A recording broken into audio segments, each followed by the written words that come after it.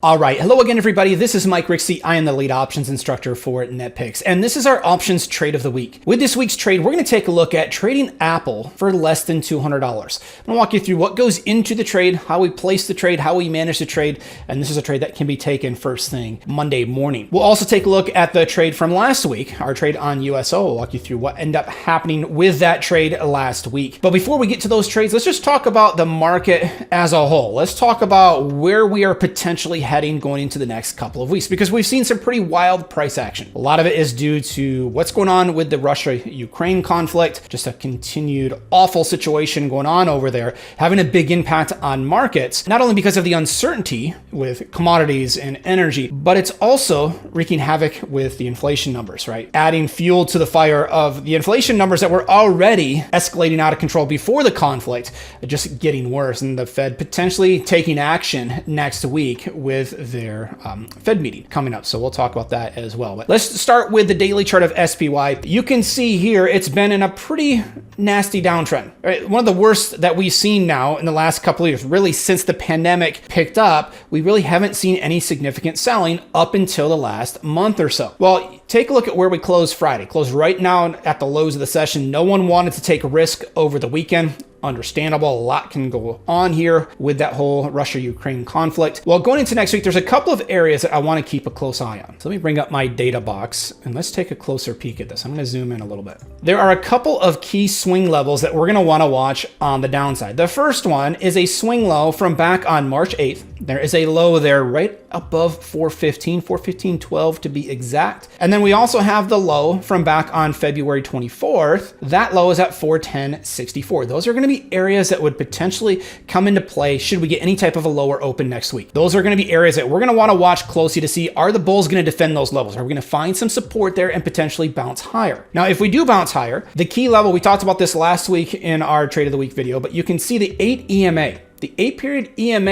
is really coming into play here as an area of resistance. We tried to break up through it a couple of times last week, Friday, and then also on Wednesday of last week. Tried to probe up above that pink line a couple of times and then sold right back off. We couldn't get that level to break. That's going to be a big area. We need to see it broken on a closing basis. Just breaking up through it intraday, not enough. If we're going to get any type of meaningful bounce, we need to see that level broken on a closing basis. If it does happen, the next areas of interest would be the 20-period moving averages, both the simple and the exponential. Those are the green lines, currently sitting right around 432. Those would be the next areas that we want to watch to see if price action is able to get up through those levels. If you go through the individual stocks on our watch list, you're going to see a lot of oversold conditions, a lot of names that look primed to bounce off of these extremes, but we just have seen every rally fail quickly, right? We haven't seen any type of sustainable rally. All rallies continue to be sold. If we're going to get anything going on the upside, first level it needs to break is 425.62. That's the area that we'll watch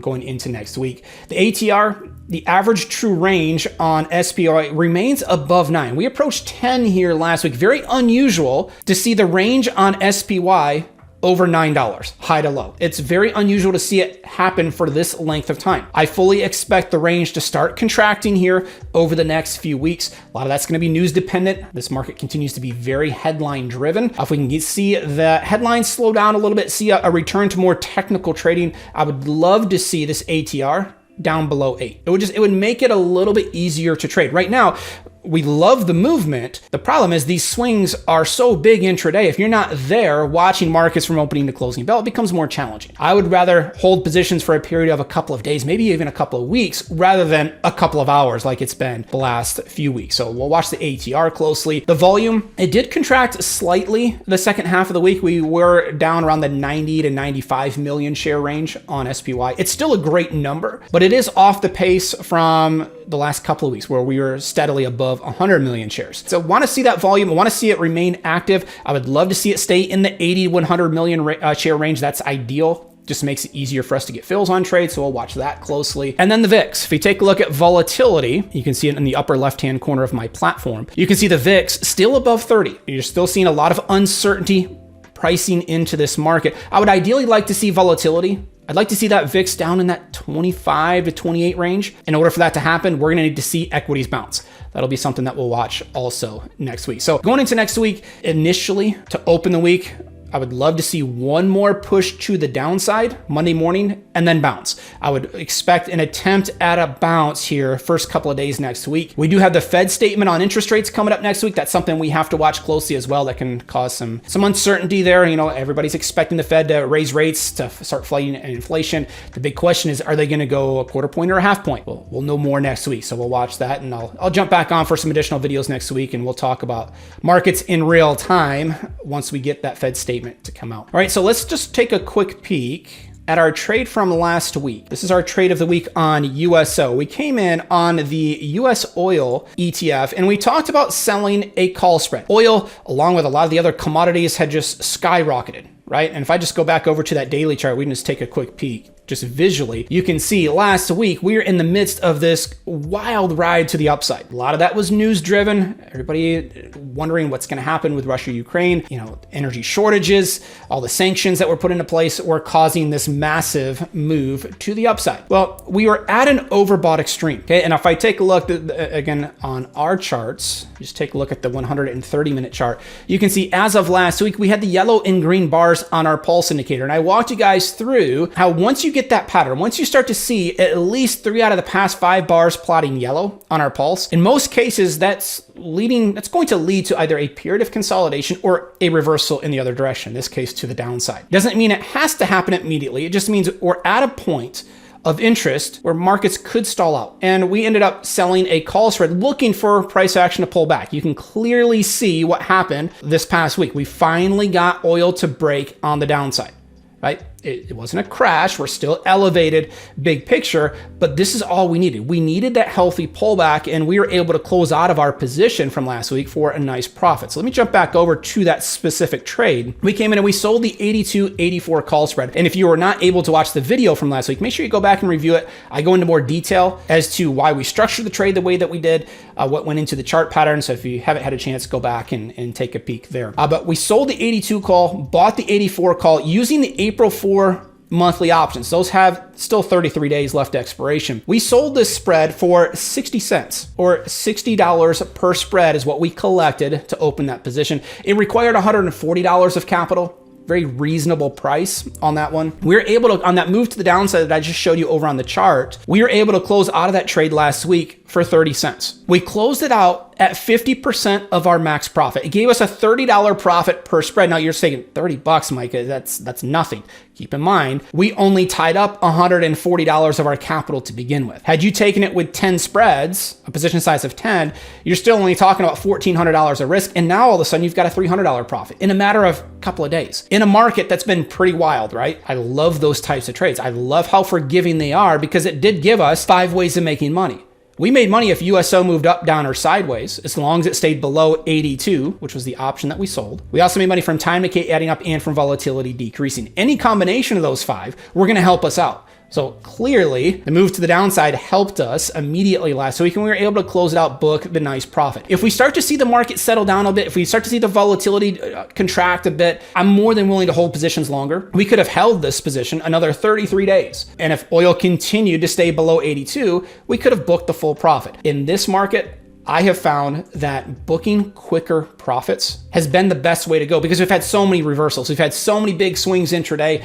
I want to take the profit before that next reversal comes. So I ended up booking the profit on USO. I am now flat. Still looking for a new trade on energy. We could potentially talk about that in one of our live sessions next week. I'll jump back on if we do trigger into a new oil position next week. So if you have any questions on the USO trade, let us know. We did mention that $30 or that 30-cent profit target last week in our video. So hopefully those of you that took advantage of the trade were able to close out of that position and book the profit. All right, so now let's move on to our next new trade of the week, which is going to be on Apple. There's a couple of things that come into play on Apple. I mentioned in the intro, we want to talk about a trade that's going to require less than $200. I want to make very good use of my capital. I want to control my risk in this market. Risk management is so important. I'm hearing horror stories right now from people that are trading too big and getting caught in some of these big swings. Regardless of whether the market's volatile or not, you have to keep the risk small, right? You can grow that account over time. Where you get into trouble, most retail traders get into trouble long-term because they trade too big, right? I'm going to talk about controlling that risk here today. And on Apple, there's a couple of areas of interest. Let's start out with the daily chart. Notice where Apple closed on Friday.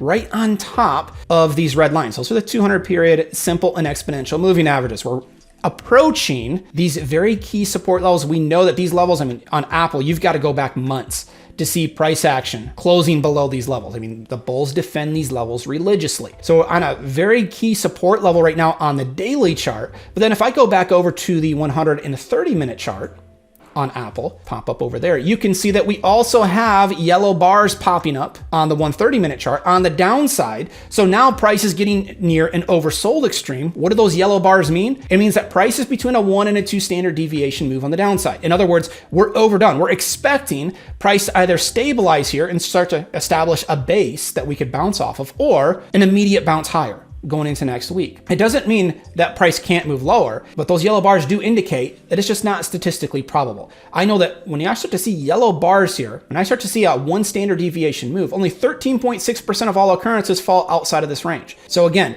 it's starting to hit an area of interest for me where I would potentially expect Apple to consolidate or even bounce to the upside. Now, could I come in and buy a long call option? I could. If I wanted to lean bullish on Apple, I could buy a long call. If I jump over to the trade page, the problem with that approach is if I go out to April and try to buy a long call on Apple, even if I just go slightly in the money, if I go to the 150 calls, you're talking about almost $1,000 per contract. They are expensive.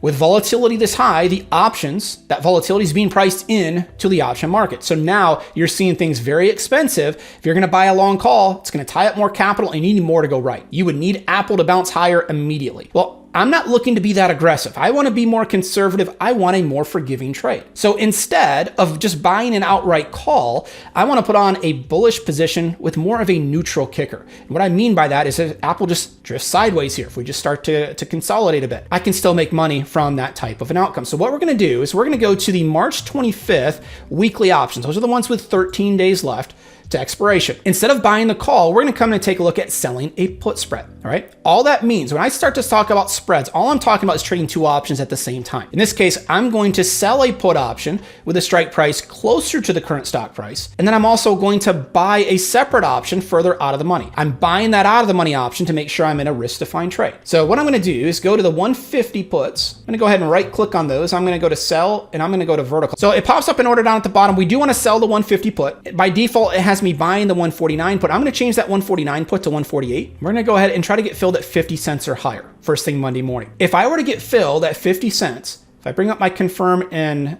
send box, you're going to see that the 50 bucks that I collect to open that position is my max profit. If this thing bounces to the upside, if we see a $10 bounce higher immediately next week, the most I'm going to make on this trade is $50. The key here is the most I can lose is 150. If I am dead wrong and the market completely falls out of bed again next week, the most I can lose in this position is 150 bucks. And the only way I lose that entire 150 is if I hold all the way up to expiration. If I close it out early, I can always take a partial loss if I need to. We're risking 3 to make 1. Why I'm okay with that ratio? It seems like it's skewed. Why am I willing to risk more to make less? I'm okay with this because we've got 5 ways of making money on this position. If Apple moves up, down, or sideways, I'm okay in all 3 scenarios as long as price stays above 149.50. That's my break-even point right here. So if we close higher, let's just say we close at 150.01. Okay, I'm perfectly fine with that. Okay, I can make money from that. If we see a large move higher, I'm okay there. Even if I see a small move lower, the price at the close on Friday, 154.73. Okay, that's about $4.75 above my short strike. This thing could continue to move to the downside by $4.73 before I'm really in trouble on the position. The only move that hurts me directionally is a big move lower. There's a lot to like about this trade.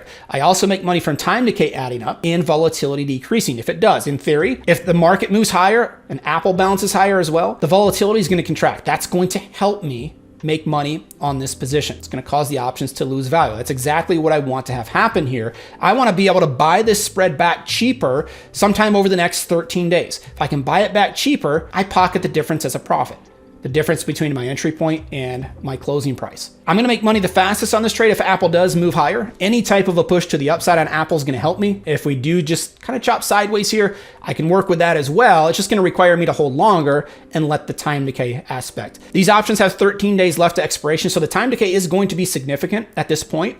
every day that passes, those options are going to lose value. That's helping us. And then any type of a move directionally, because these options only have 13 days left, these options are very sensitive to anything the stock price does. Any type of a move higher next week is going to help this position move in our favor. So definitely a bullish trade. That's the ideal scenario, but it does give us a little bit more of a neutral aspect to it as well, just in case we don't get a big recovery. The nice part about the spreads, they can recover much faster. Let's just say we get a lower open first thing next week. These trades can recover much faster because that time decay is helping us. That's why I love, in volatile markets, I love to use credit spreads. You can collect more premium. They're more forgiving in this type of a market. I am willing to give up the home run profit potential in exchange for a higher probability trade, and this is one of those positions. So we'll continue to track it. I'll jump back on next week. If we get any type of significant move on Apple, we'll jump back on, record a quick update. Make sure you subscribe to the channel. That way you're notified anytime that we post a video. So if you're finding these beneficial, subscribe to the channel, like the video. We always appreciate that. And then if you have any questions, I'd be more than willing to connect. My email is mike@netpicks.com. We can certainly help out with any questions you might have. So I'm going to wrap this video up here. I'll jump back on next week for our next options video, and we'll talk to you then.